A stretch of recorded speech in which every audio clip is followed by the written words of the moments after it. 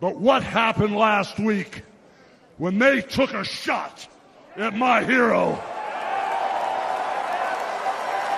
and they tried to kill the next president of the United States? Enough was enough. And I said, let Trumpamania run wild, brother. Let Trumpamania rule again. Let Trumpamania make America great again. Welcome everyone to the Wake Up Call channel. What you just heard was Hulk Hogan speaking before Donald Trump came on stage, and it's very fitting. That's why I used that video clip first, because what you're watching with politics is no different than wrestling. It's very hard for people to wrap their heads around. So if you're new to the channel, give me a chance to explain some of these things to you. Now, of course, if you understand mind control, hypnosis, and everything that the CIA has been doing in the United States of America, specifically since the 1940s and 50s, then you'll start to understand the psychosis that people are under and why it's so important for the government to have you in this psychosis that they call the left and the right, or as I call it, the left and right paradigm. Now, Hulk Hogan was there, Linda McMahon was there, another wrestler, Kane, was there. Of course, wrestlers are there, and nobody thinks anything of it. But the way Hulk Hogan reacted right there, 4 days after a president was supposedly almost assassinated, which again was staged, and I'll go into that in more detail for people who get unhinged and offended by that. But Hulk Hogan was there. What's Hulk Hogan most known for? Well, two things in professional wrestling. He's most known as a real American at a time where they're really trying to get people who are conservative to have this patriot mind control programming instilled in them, and of course somehow correlate patriotism with God. And then the other thing Hulk Hogan's known for is being a member of the New World Order, right? So it's pretty fitting that they rolled Hulk Hogan out right before Donald Trump came out. And the first thing I want to address is going to offend people. But I want you to hear me out. And I want you to understand that what the government doesn't want any of us doing is questioning the news. That is the purpose of cancel culture. That is the purpose of what they're doing right now, where they're now making Democrats into conspiracy theorists. Because Democrats are questioning the validity of the event that occurred with Donald Trump. They knew that they would do this, and they want them to do this so that they could pass more laws and legislation in regards to what you can and cannot say on the internet. Conspiracy theory is the enemy of the state. It's the enemy of the Democrats and the Republicans who are working together. They don't want you to have the mindset of questioning the news. So let me ask you, why are we not allowed to question this? Why are people so offended by what I'm about to say, which I already know they'll be offended by, because I've already seen how people who are conservative are reacting to me talking about Donald Trump's assassination the same way I saw for years Democrats very offended by me questioning events that were happening at schools and grocery stores and concerts. They get offended by it. And they don't think for a second, why are they offended by it? Are you offended when you watch a true crime show and there's an investigation that's done? Are you offended that people want evidence and want proof? No, you're not. So why are you offended if any of us are questioning the validity of a news? For example, let's start with Corey Comparatori, okay? So a lot of people are offended by saying the event is fake because they're automatically linking this to this man who supposedly lost his life. Now, I'm not saying one way or the other if he did or didn't, because I don't have enough evidence to actually say if there's a body or not. Unlike that event that happened up at the Hook at Sandy, where we could all literally say everything was CGI'd, and they weren't even real families in the first place. There was no bodies ever discovered, of course, because that's how psyops work, right? Some events are actually false flags. There are actually victims. So when I say that the event is staged, people get offended and automatically say, what about the guy who lost his life? What about the guy who lost his life? What about the guy who lost his life, right? So I want to bring this question up first without anybody being offended, because of course, all we're being told is about this man. I'm not saying one way or the other if he's dead or not, or if he even existed in the first place, or if he died of another cause and then they chose him to be put in this position, or of course, if they actually just killed him in the line of fire so that people would believe that this event was actually real, when it seemed very suspicious of how Trump was just nicked in the ear, where another person lost their lives, and why would the shooter fire 8 bullets and not fire all 8 directly at Trump, right? Doesn't make all that much sense. But Corey Comparatori is the guy who supposedly was lost in the line of fire, right?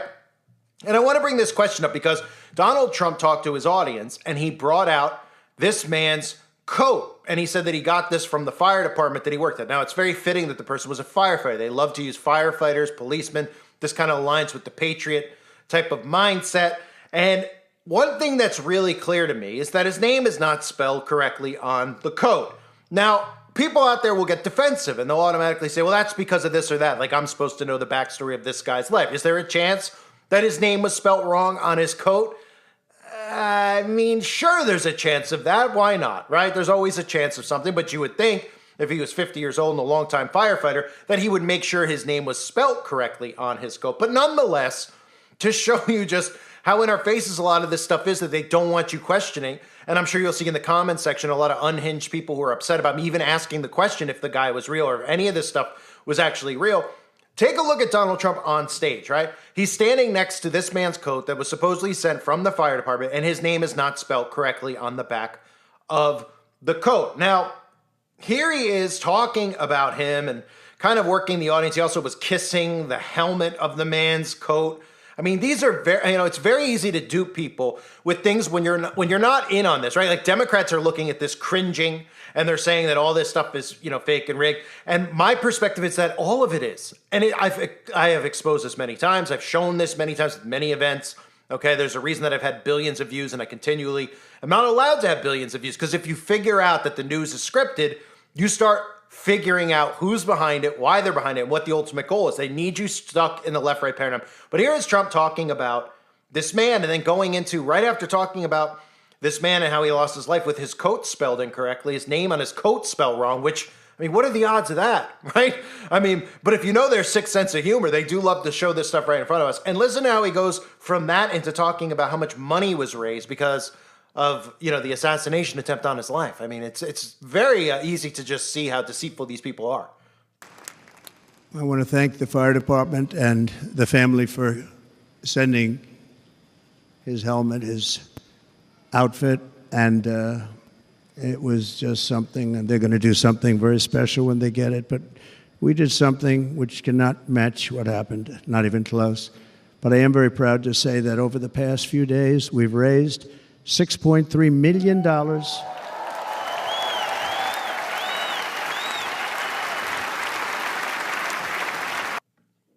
And if that wasn't enough for you, and I know people out there will defend Donald Trump, they'll defend the news for whatever reason, how this psychosis works, because you can't really explain to me. I don't understand how people fall for this stuff, but they do. And hypnotism is a real thing. And that's really, like I've explained in many of my videos, what the news is. But it's incredible to me that people don't think that they're actually being worked and being baited, right? Like kissing of the helmet, the way that he talks about this man that goes into talking about money. Of course, Trump immediately released sneakers for sale after a supposed assassination attempt on your life.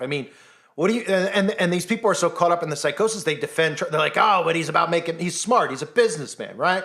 When this stuff is so scripted, it's incredible. So I got to show you this clip of Franklin Graham, who is the son of Billy Graham. You may remember Billy Graham, the evangelical preacher. When I've talked about the CIA and the evangelical movement, Billy Graham is one of the people at the forefront of that movement. It's to formulate a way that Christians are supposed to be perceived, how they're supposed to look, how they're supposed to talk, how they're supposed to act, which is why a lot of Christians, when they stumble upon me in life, can't believe, that I'm a Christian. They can't believe that, and I'm a perfect example of a Christian. I don't think any of us are, but there's a certain cookie cutter method that you're supposed to be, which is why the churches all look the same.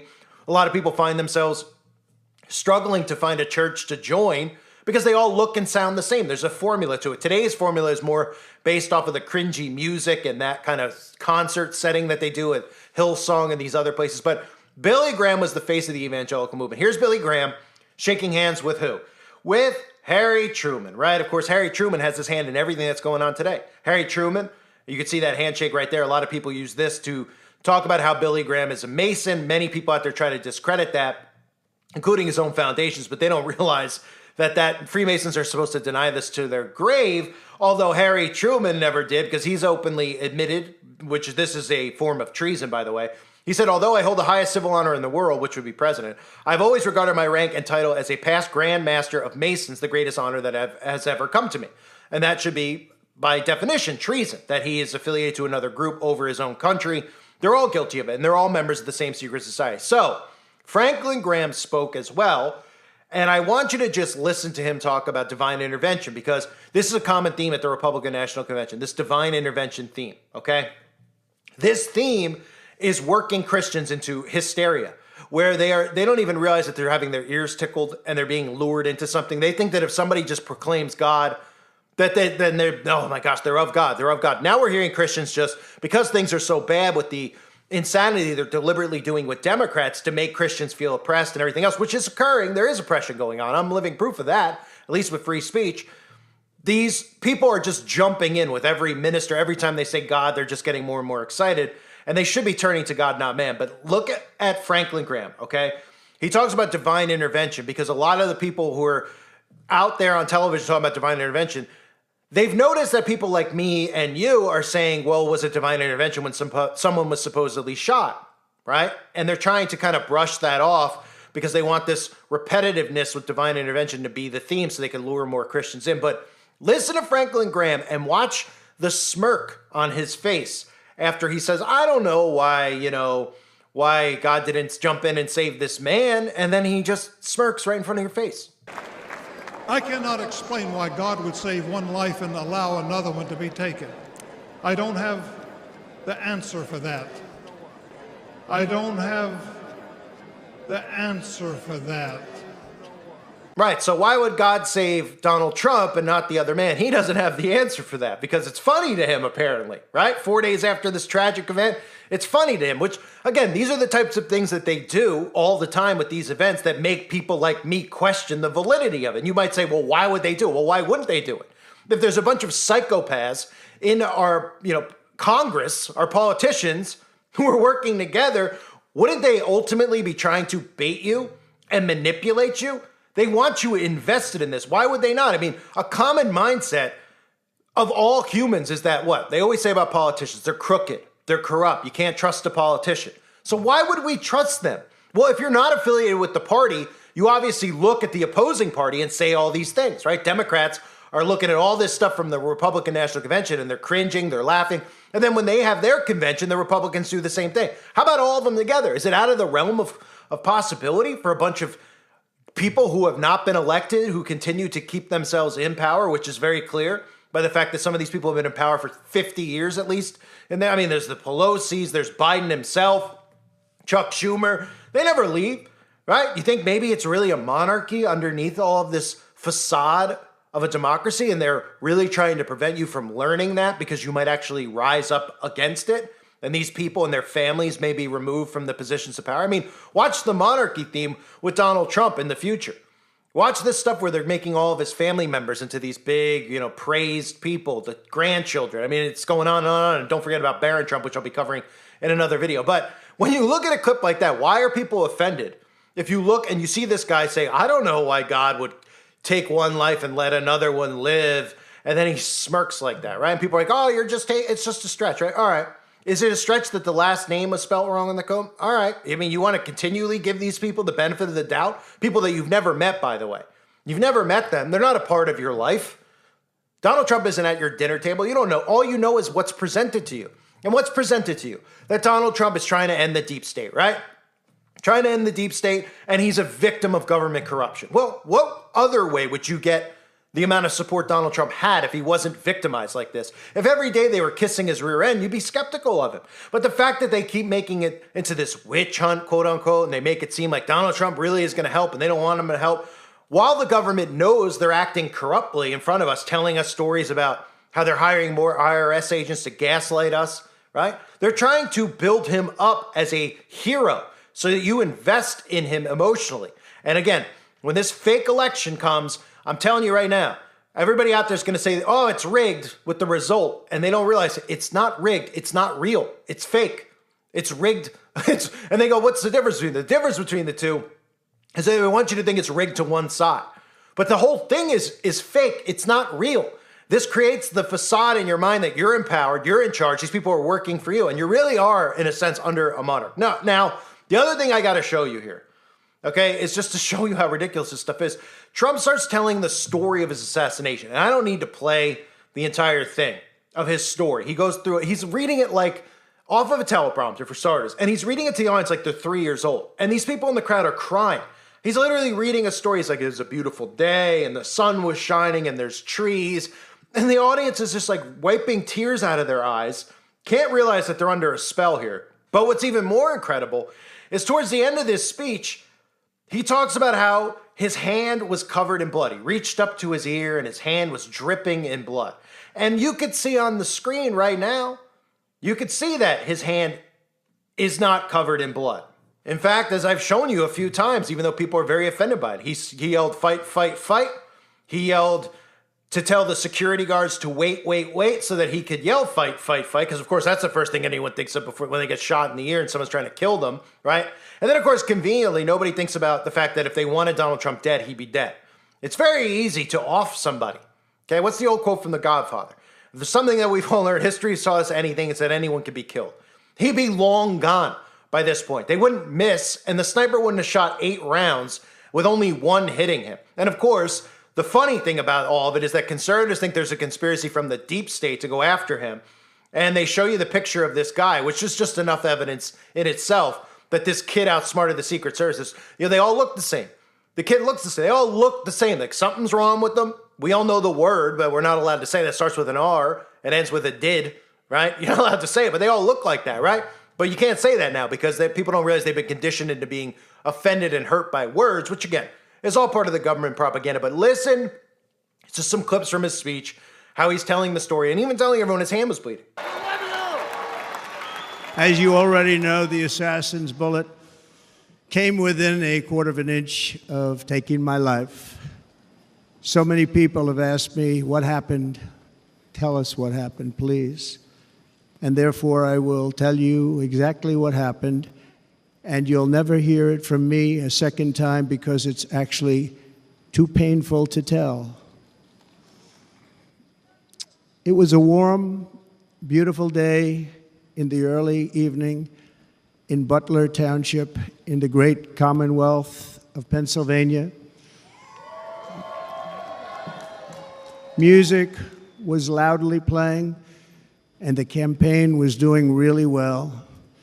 I went to the stage, and the crowd was cheering wildly. Everybody was happy, and moved my right hand to my ear, brought it down. My hand was covered with blood, just absolutely blood all over the place.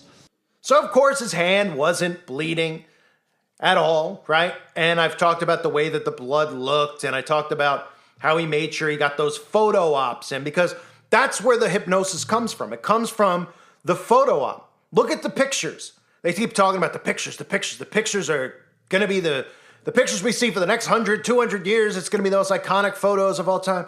And Trump obviously knew that after he got shot. What do you think? He's business savvy? He was saying, wait for the photograph because he cared about the audience, right? Another common theme that's out there from Tucker Carlson, from all the media, is they're talking about, they talked to Trump right after the assassination attempt because, you know, everybody just wants to call these news people and not be around their family. And he just kept asking how they were doing. How are you doing? How are you doing? How are the people doing, right? And what does this do? It builds up in your mind that this person is just so wonderful, so great. They don't even care that somebody tried to take their lives. They care about us, right? You don't think that this is part of the psychological operation to work you and manipulate you? No. So, crazy experience. Talked to him the day after the shooting, and his first question to me was, how are you?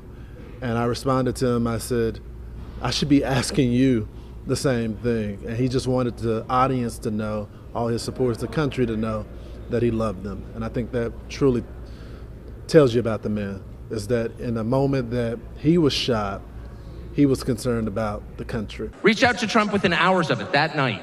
And what he said to me that night, having just been shot in the face, he said not a single word about himself. He said only how amazed he was and how proud he was of the crowd, which didn't run. And I thought two things. The first thing I thought was, well, of course they didn't run. His courage gave them heart. A leader's courage gives courage to his people. And the second thing I thought was, this is the selfish guy I've been hearing about for 9 years? Really? Not a word about himself? About his people, period.